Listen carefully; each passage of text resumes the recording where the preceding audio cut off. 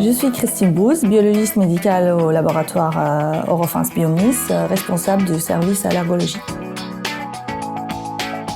Les allergies cliniques ne cessent pas d'augmenter depuis 20 ans. On parle surtout de l'allergie de type 1, allergie immédiate, IgE-dépendant, qui est responsable de tous les symptômes cliniques qu'on appelle allergie.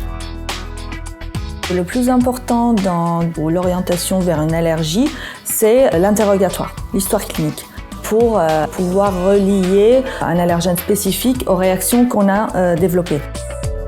Nous, on peut conseiller déjà à un médecin généraliste ou un médecin non spécialiste de commencer par les tests d'orientation pour rechercher une allergie respiratoire ou une allergie alimentaire en général. Suite aux résultats que le laboratoire va rendre, il peut déjà traiter les symptômes. Ce sont des tests in vitro qui ne vont pas être affectés par la prise de tous les médicaments qu'on peut prescrire contre une allergie. S'il a au retour un résultat qui est négatif pour le Fadiatope et le Trofatope, mais qu'il a une histoire clinique quand même qui est très évocatrice d'une allergie clinique, s'il suspecte vraiment un allergène spécifique, il peut le demander en test unitaire.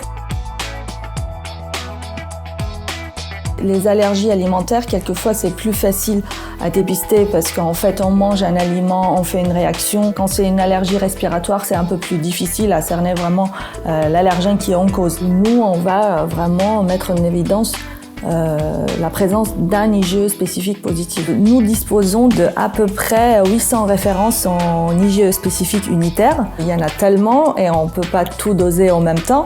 Du coup, il faut choisir.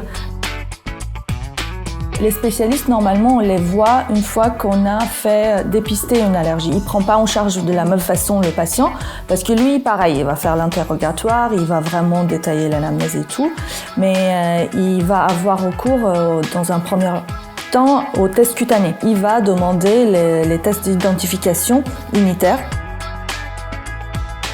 pour confirmer une allergie.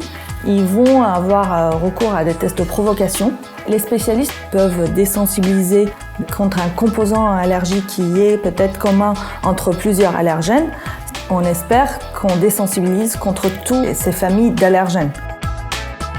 Si on peut passer toutes les étapes, dépister, orienter, mettre en évidence un allergène, dire qu'on est allergique à tel ou tel allergène, puis après peut-être aller un peu plus loin et affiner et établir le profil de sensibilisation allergique, ça aide beaucoup.